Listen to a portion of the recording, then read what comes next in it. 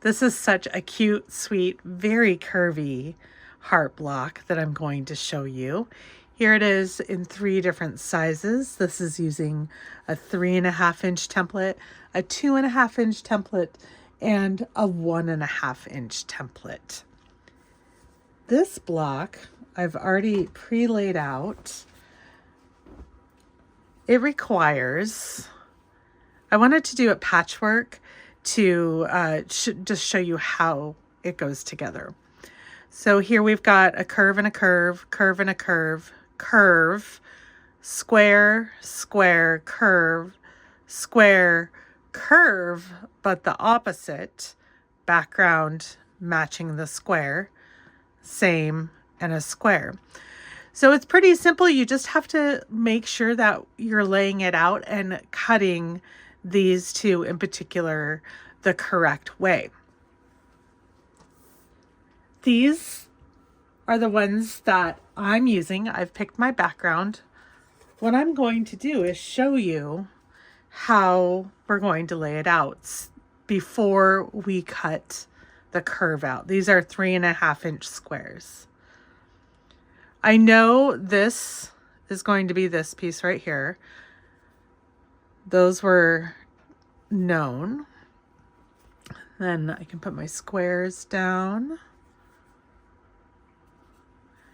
And then I come up here, and just to have my block for reference, this piece is going that way. So if you're fussy cutting anything like I will on this flower block right here, this flower fabric, I want those petals going up. So when I place my template, having this as reference will remind me that I need to cut it this way versus this way or this way. You can turn this any way you want. This is just your visual reminder. All right, and then I know this goes out, that goes out, and then these two dip in. Bam. Cute. Oh, I'm glad I decided to do the black with the red. I really like it. All right. Well, I'm going to glue baste my curve. Well, I'm going to cut my curve out, and then I'm going to glue baste and press. I'll do that on camera, but I'll speed it up. We'll lay it back out and sew it together.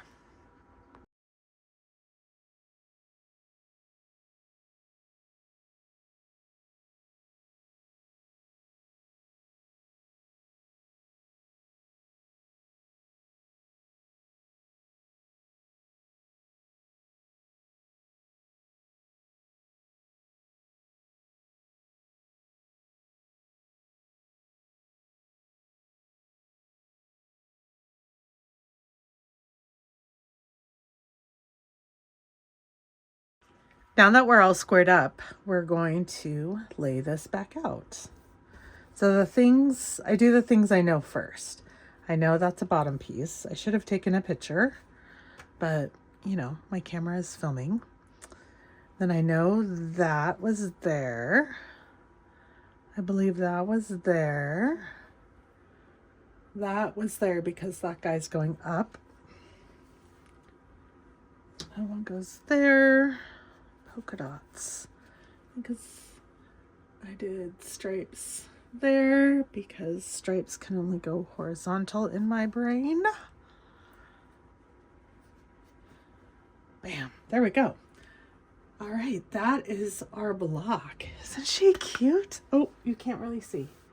There we go. Isn't she cute? I love her.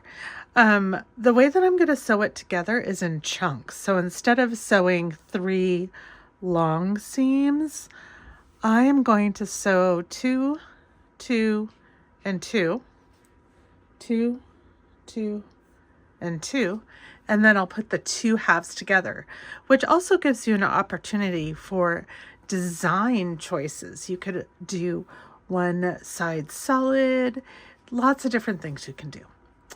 All right, let's sew this together.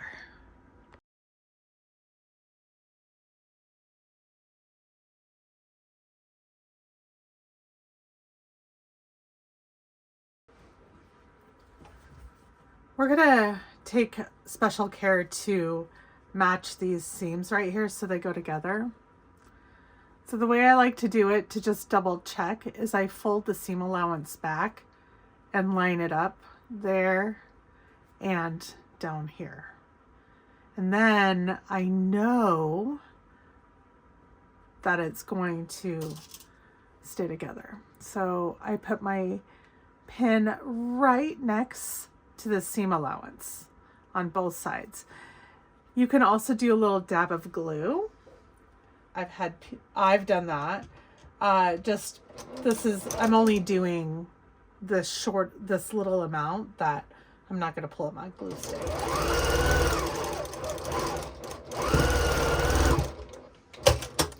Let's see how I did. Oh, pretty damn good. I like to look at it on the back, so I'll open my seam allowance.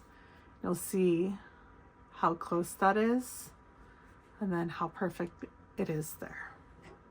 Okay, I'll do that one more time. So I put my blocks together, get them straightened out. Okay, it's even here. I hold the two seam allowance. Remember, I press my seam towards the center, and then I pull my seam allowances back and wiggle to get them flush. Pinch and pin right next to the seam allowance. Now this is fussy, and if it's not your jam, don't do it. Just sew on.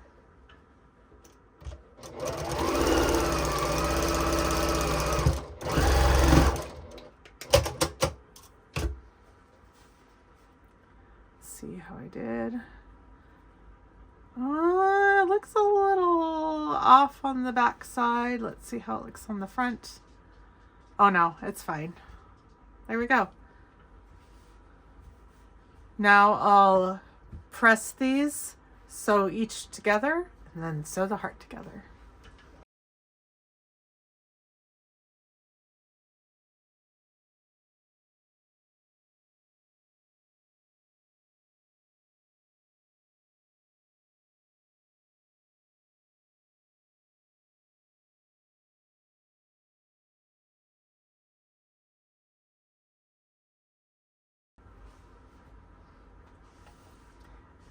Okay, we got these two together, taking care to match all our points and taking care to have a correct 1/4 inch seam allowance so these flow in together. That's a little fatter than that one. Yeah, I'm gonna leave it. So now let's take these and stitch them together. I am gonna use pins again. I've been using pins this whole time. And I am going to match my seams as well as I can. Now you might notice that I'm pinning from inside out, I guess, instead of out in. And that's because I use a seam guide on my machine to help me sew a straighter seam. My seam guide is my ride or die. And I love it. All right, let's make sure that these are going to kiss. This time I'm going to go in this way, which is a little different. Now I'm not going to speed this up, so my machine's going to sew, and you'll see how I take this out. So even before I start stitching,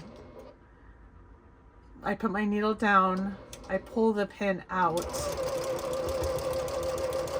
and that just kind of keeps everything in place.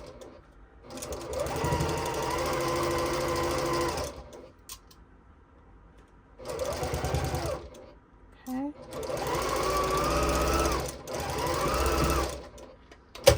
As you can see, I like to press my seams open, but before I do, I want to make sure that this looks good and that looks good. I'm going to do it just a little bit tighter. I felt my machine slip a little bit, so I'm going to increase the pressure on my presser foot, which is always a mouthful. There we go. Whew, that feels better. I don't need to go all the way down. Whoa. See how much better that looks, just coming in a bit. So now I should actually use my ironing mat. Let's press this open. It's going to be a little weird there, but it's not going to matter. I love it. Oh, I'm very happy with it. Very, very, very happy with it. Cuties. So here we've got a 3.5-inch heart using 6, 7, 8. Yes, 8 curves and 4 squares. Here it is in the size 2. You can see the difference between the 2.5 and the 3.5.